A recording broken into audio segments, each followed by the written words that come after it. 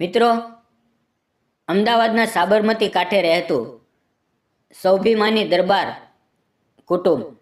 આ કુટુંબમાં સૌથી ઓળખાતું નામ હતું વિરમદેવ. વિરમદેવ દરબાર, ઉંમર 35 વર્ષ, ઊંચું શરીર, ઘાટીલી મૂછો, આંખોમાં આત્મવિશ્વાસ અને ચાલમાં ક્ષત્રિય ગૌરવ.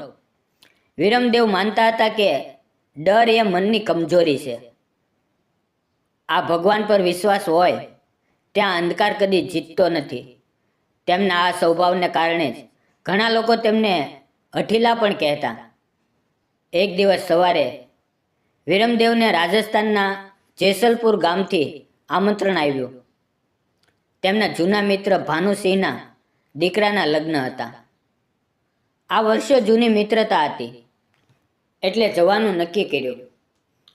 લગ્ન 2 દિવસ પછી હતા, પરંતુ વિરમદેવ કામમાં ફસાયેલા હોવાથી રાત્રે જવાનું મન થયું. દિવસ દરમિયાન સમય ન મળ્યો એટલે રાત્રે કાર લઈને જવાની યોજના બનાવી. હવે તેમની સાથે તેમનો નજીકનો મિત્ર કુંવરજી પણ હતો, જે સ્વભાવથી થોડોક ડરપોક પરંતુ દિલથી સાફ હતો.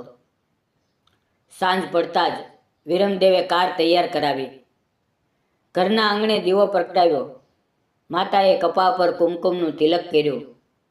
રાત્રે રસ્તો સારો નથી દીકરા, ધીમી ચલાવજે, એમ માતાએ કહ્યું. વિરમદેવે સ્મિત કર્યું અને જવાબ આપ્યો, માં તમારા આશીર્વાદ હોય ત્યાં કોઈ ભય નથી. માતાની આંખોમાં થોડો ડર હતો, પણ દીકરાની હિંમત, તેની સામે તેઓ કંઈ બોલી ન શક્યા. રાત્રે લગભગ 10 વાગ્યે બંને મિત્ર અમદાવાદથી નીકળ્યા. હવે શહેરની લાઇટો પાછળ રહી ગઈ અને હાઈવે પર અંધકાર ફેલાતો ગયો. શરૂઆતમાં રસ્તો સારો હતો, સામે વાહનો પણ મળતા હતા. કુંવરજી વાતોમાં વ્યસ્ત હતા. વિરમદેવ શાંતિથી ડ્રાઇવિંગ કરતા હતા. રેડિયો પર ધીમું ધીમું ભજન વાગતું હતું. આજે મનને શાંતિ આપતું હતું. જેમ જેમ કાર આગળ વધતી ગઈ તેમ તેમ રસ્તો ખાલી થતો ગયો. હવે આજુબાજુ ઝાડો વધારે હતા, લાઇટો ઓછી હતી. ઠંડી હવા કારના કાચ સાથે ટકરાતી હતી. અચાનક કુંવરજીએ કહ્યું, વિરમ, આ રસ્તો થોડો અજાણ્યો લાગે છે.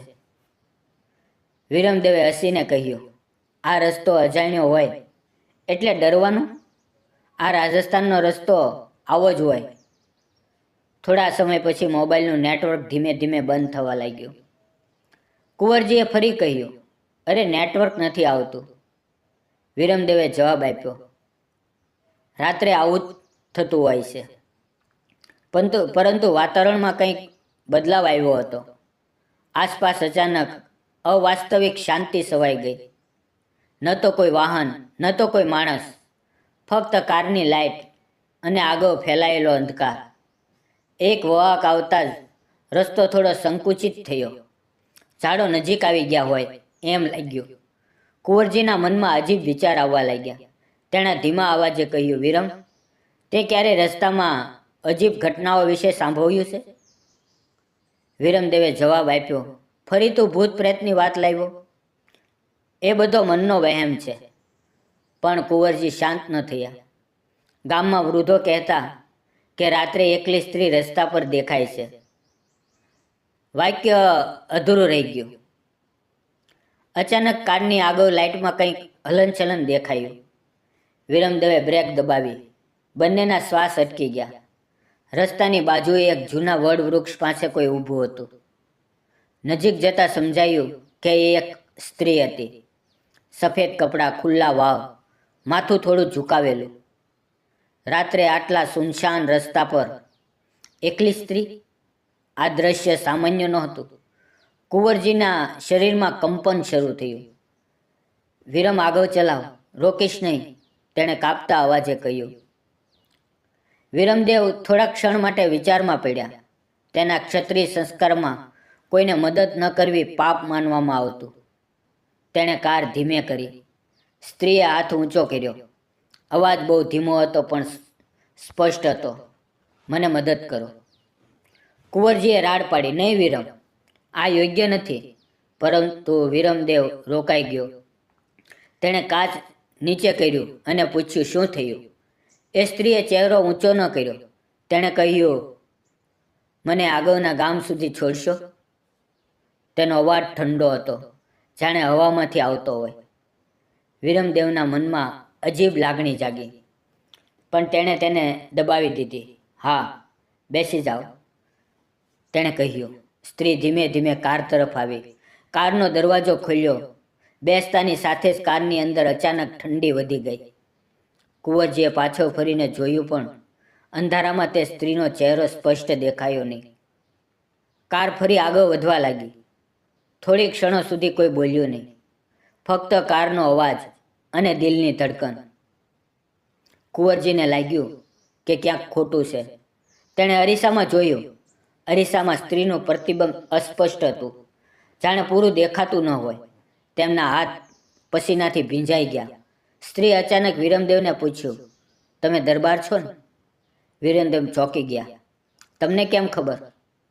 તેણે પૂછ્યું. સ્ત્રીએ હળવું હાસ્યું, પણ હાસ્યમાં ઉષ્મા નહોતી. મને બધું ખબર હોય છે, એટલું કહીને તે ચૂપ થઈ ગઈ. આ એક વાક્યએ વિરમદેવના હૃદયમાં શંકાના બીજ વાવી દીધા. બહાર અંધકાર વધુ ઘેરાતો ગયો. આ રસ્તો જાણે ખતમ થતો ના હોય એમ લાગતું હતું. કારની લાઇટ આગળ પડતી હતી, પણ અંત દેખાતો નહોતો. વિરમદેવે મનમાં પોતાની કુળદેવીનું નામ લીધું. કુંવરજીની હાલત વધુ ખરાબ હતી. તેણે ધીમેથી મંત્ર બોલવાનું શરૂ કર્યું. સ્ત્રી શાંતિથી બેઠી હતી, પણ તેની હાજરી જ કારને ભારે બનાવી રહી હતી. રાત્રે વિરમદેવને પહેલીવાર લાગ્યું કે કદાચ દરેક વસ્તુ મનનો વહેમ નથી. અંધકાર ક્યારેક સાચો પણ હોઈ શકે. કાર આગળ વધી રહી હતી, પરંતુ રસ્તો હવે સામાન્ય નહોતો. આ કાર હવે એકદમ સુનસાન રસ્તે આગળ વધી રહી હતી. આસપાસ ફક્ત અંધકાર, ઝાડવની છાંયોને ક્યારેક સંભવાતા પવનના શિષ્કાર. વિરમદેવે સ્ટેરિંગ મજબૂતીથી પકડી રાખ્યું હતું, પણ મન અંદરથી અશાંત થતું જતું હતું. પાછળ બેઠેલી સ્ત્રી એકદમ શાંત હતી, જાણે આ રસ્તો, અંધકાર, આ રાત તેની ઓળખીતી હોય. કુંવરજીના ગળામાંથી અવાજ નીકળતો નહોતો. તેનું શરીર પસીનાથી ભીંજાઈ ગયું હતું. થોડા સમય પછી કુંવરજીએ ધીમેથી કહ્યું, વિરમ, આ રસ્તો પહેલાં ક્યારેય જોયો નથી. વિરમદેવે નજર આગળ જ રાખીને જવાબ આપ્યો, હાઈવે પરથી થોડું અંદર આવ્યો છું. આગળ ફરી જોડાઈ જશે. પણ તેને પોતાને પણ વિશ્વાસ નહોતો. રસ્તો જાણે લાંબો થતો જતો હતો. કોઈ ચિહ્ન, કોઈ ગામ, કોઈ લાઇટ દેખાતી નહોતી. પાછળથી સ્ત્રીનો અવાજ આવ્યો, આ રસ્તો લાંબો નથી, બસ મન લાંબુ છે. આ વાક્ય સાંભળીને વિરમદેવના હાથમાં જણજણાટી થઈ ગઈ. તેણે અરીસામાં જોયું. આ વખતે પણ સ્ત્રીનો ચહેરો સ્પષ્ટ દેખાયો નહીં. ફક્ત આંખોની જગ્યાએ અંધારું દેખાતું હોય એવું લાગ્યું. કુંવરજીએ અરીસો જોઈને તરત જ નજર ફેરવી લીધી. તેનું મગજે એક જ વાત કહેતું હતું, આ સામાન્ય સ્ત્રી નથી. થોડીવાર પછી કાર અચાનક ઝટકો ખાઈને ધીમી પડી ગઈ. વિરમદેવે બ્રેક દબાવી નહોતી. કાર જાણે કોઈકે અટકાવી હોય એમ થંભી ગઈ.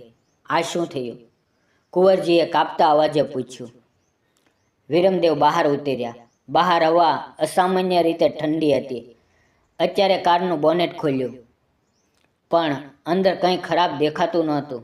કાર નવી હતી, બગડવાની કોઈ શક્યતા નહોતી. એ સમયે પાછળથી સ્ત્રી ઉતરી. તેણે પગ જમીન પર મૂક્યા, પણ વિરમદેવની નજરે એના પર જ અટકી ગઈ. સ્ત્રીના પગ જમીને સ્પર્શ કરતા નહોતા. તેને એક ક્ષણમાં વિરમદેવને ગામના વડીલોએ કહેલી હતી એ વાતો યાદ આવી ગઈ.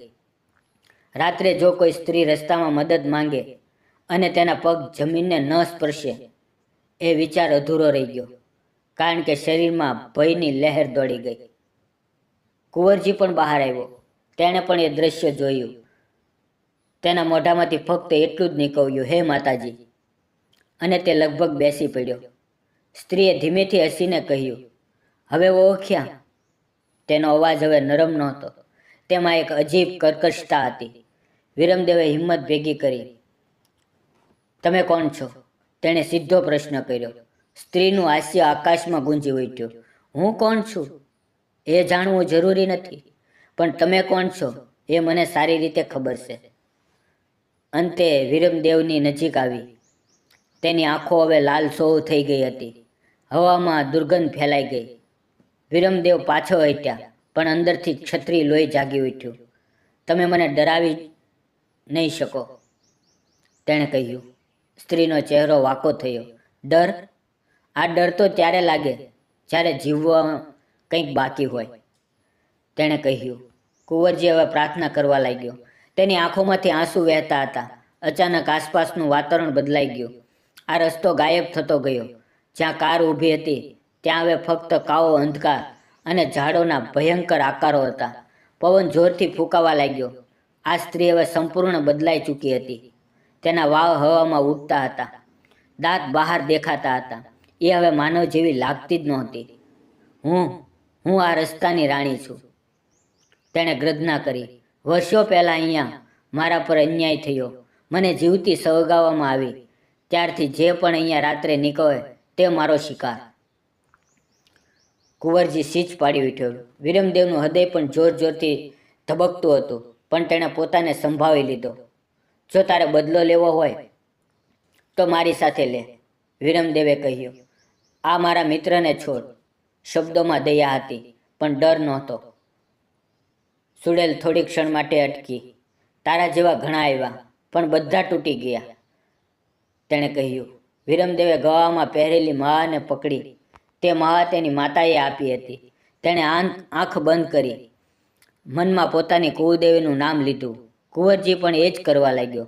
અચાનક હવામાં એક અલગ જ ઉર્જા અનુભવી. સુડેલ પાછળ હટવા લાગી. અને નહીં, આ શક્તિ નહીં, એ રાડ પાડી. પણ અંધકાર હજી હાર માનવા તૈયાર નહોતો. સુડેલે છેલ્લો પ્રયાસ કર્યો. તેણે વીરમદેવને મનમાં ભય ભરાવવાનો પ્રયાસ કર્યો. મૃત્યુ, લોહી, એકલતા. આ ક્ષણભર માટે વીરમદેવનું મન ડગમગ્યું. પરંતુ પછી તેને માતાનો ચહેરો યાદ આવ્યો. સંસ્કાર, ધર્મ અને હિંમત, આ બધા એક સાથે ઊભા થયા. તું અન્યાયનો ભોગ હતી, પણ હવે અન્યાય કરનાર ન બન, વીરમદેવે કહ્યું.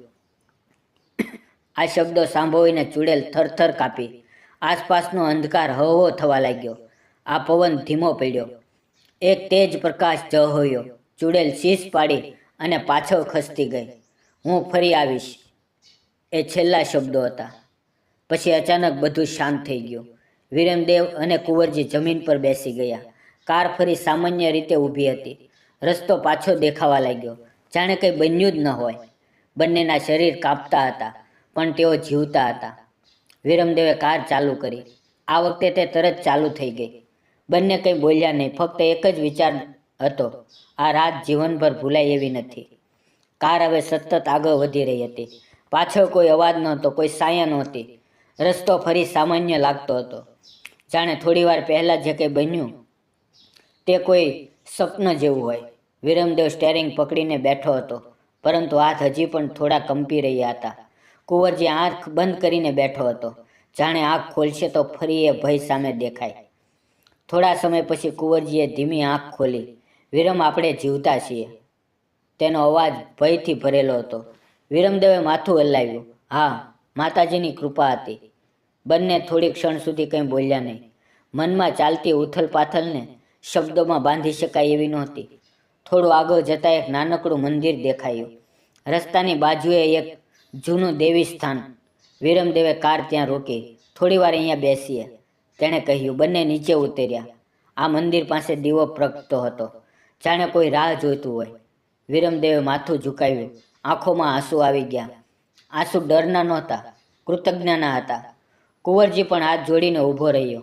આજે સમજાયું તેણે કહ્યું કે બધું અંધવિશ્વાસ નથી. કેટલીક શક્તિઓ માણસની સમજથી બહાર હોય છે. વીરમદેવે ગંભીર અવાજે જવાબ આપ્યો. શક્તિઓ સામે અહંકાર રાખવો સૌથી મોટો અપરાધ છે. મંદિર પાસે બેઠેલા એક વૃદ્ધ સાધુએ તેમને જોયા. તેણે ધીમેથી કહ્યું, તમે રસ્તેથી આવ્યા છો ને? વીરમદેવ ચોંકી ગયો. હા બાબા, તેણે જવાબ આપ્યો. સાધુએ આંખ બંધ કરી. એ આત્મા આજે પણ ભટકે છે. જે ડરે તેને ખાઈ જાય છે, શ્રદ્ધા રાખે તેને છોડે છે. વીરમદેવે પૂછ્યું, શું તે ફરી આવશે? સાધુએ શાંતિથી કહ્યું, જ્યાં સુધી અન્યાયની યાદ રહેશે ત્યાં સુધી તેનું અસ્તિત્વ રહેશે, પણ જે દયા બતાવે તેને તે સ્પર્શી શકતી નથી. શબ્દો વિરમદેવના હૃદયમાં ઊંડે ઉતરી ગયા. બંને ફરી કારમાં બેઠા. હવે રાત લગભગ પૂરી થવા આવી હતી. આકાશમાં ધીમે ધીમે લાલાશ દેખાવા લાગી. સવાર નજીક હતી. રસ્તા પર ફરી વાહનો દેખાવા લાગ્યા. જીવન પાછું સામાન્ય થતું લાગ્યું. પરંતુ અંદરથી બંને બદલાઈ ગયા હતા. સવાર પડતા તેઓ રાજસ્થાન પહોંચ્યા. વિરમદેવનું મન શાંત હતું. ભાનુસિંહે તેમને ખુશીથી આવકાર્યા.